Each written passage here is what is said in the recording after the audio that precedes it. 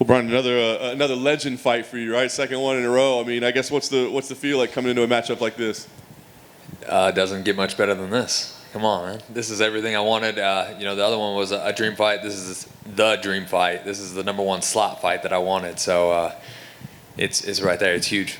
Is there anything you took from that last experience? I mean, obviously these are two different fighters, but just the experience of fighting somebody like that. Did you take anything from that last fight that you can use here? I don't know. Like, it's just exciting. For me, it solidifies exactly what I believed it was going to be and what I wanted to be. And I think this fight's going to do the same. I mean, for us on paper, obviously we look at it and we go like, this is going to be an absolute war, right? But can you let yourself go into a fight thinking like that? Or do you have to think like, no, I'm going to go in there and I'm not going to get hit. This is going to be clean. I'm going to execute like that. Yes and no. I mean, I'm going to get hit. He's going to hit me, and it's probably going to be as hard as he can, and that's awesome. I love it, and he's probably going to try to take my head off, and I love that too, because I'm going to try to take his head off and give it right back just as hard, if not harder. I look to go out there. I'm going to go out there and put on a performance. That's my goal for this fight, is to go out there and put on a performance, put a real stamp on it, and put a performance. If not, it's definitely going to be fight of the night. I mean, come on, it's crazy. You can count on my end. I'm going to come and bring it.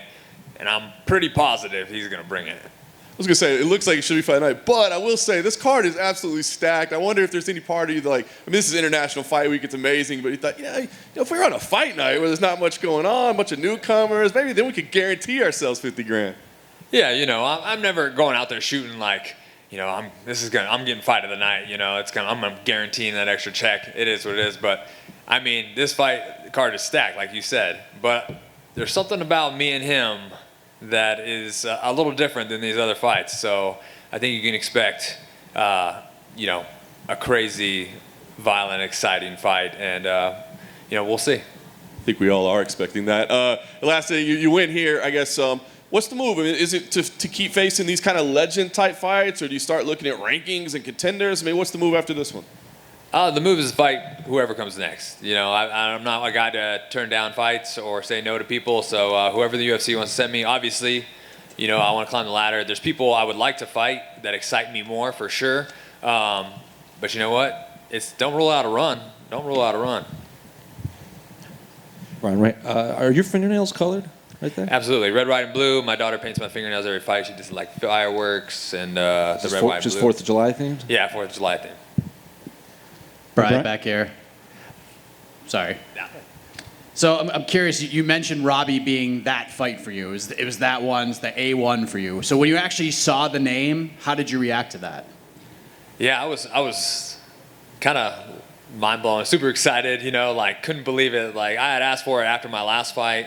And I just, wasn't sure. I kind of heard some rumors that he may have had a fight scheduled or anything, but so I was like, I don't care. I'm going to put his name out there because I would love that fight. And when it came through on an email and I saw it, I was in the car with my kids and my wife, and I was like, she was walking out of the store, and I rolled down the window. I was like, you're not going to believe it. You're not going to believe it. And she's like, what? I was like, I got Robbie Lawler. And she's like, no way. We freaked out, and then, but we were super excited. I feel like the Matt Brown fight did a lot for you. It got you on a lot of people's radars. You got a new deal out of everything, and now you get this Robbie Lawler fight.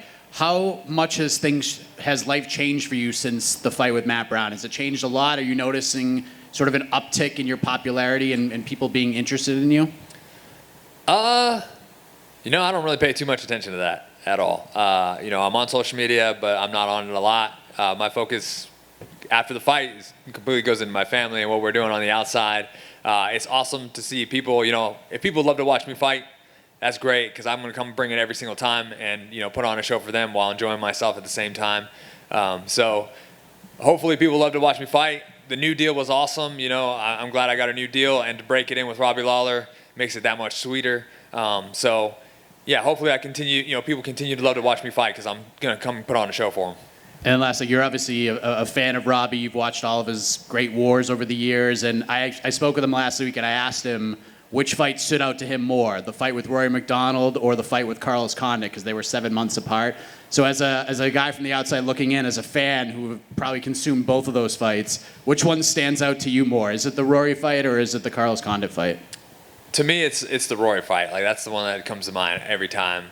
But I hope to take that slot in his mind. You know, I hope to when we're done with this fight, I hope he thinks, you know, that was the toughest guy. That was the best war I've ever had. You know, we went at it, gave it right back and forth, and so I hope I take that #1 slot. Bryan, right in the center here. How's it going? You told me previously that you had actually met Robbie years ago at International Fight Week, interestingly enough. How much have you thought about that as Fight Week's getting closer to the actual fight?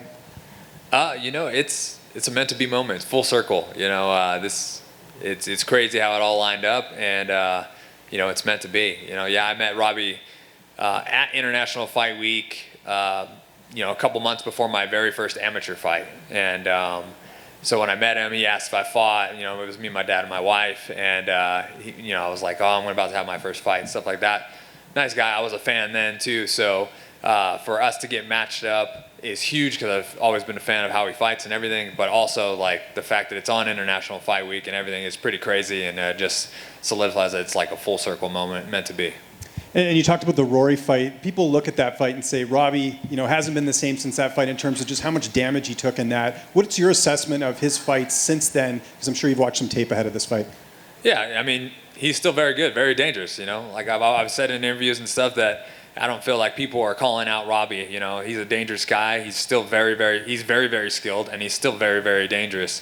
So what I take from it is just I need to put a whole lot of damage on him.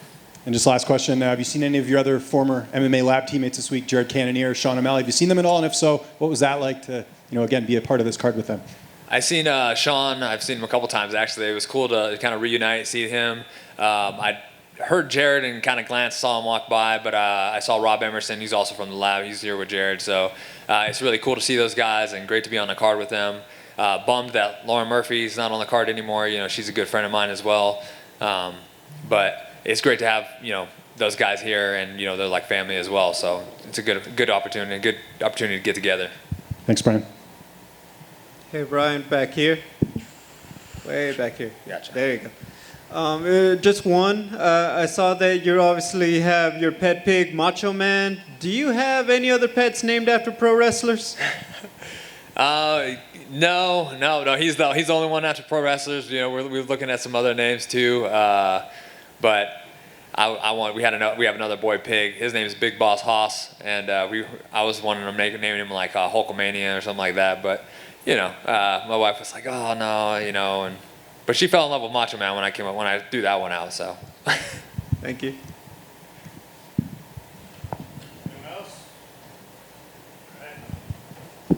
Thank you.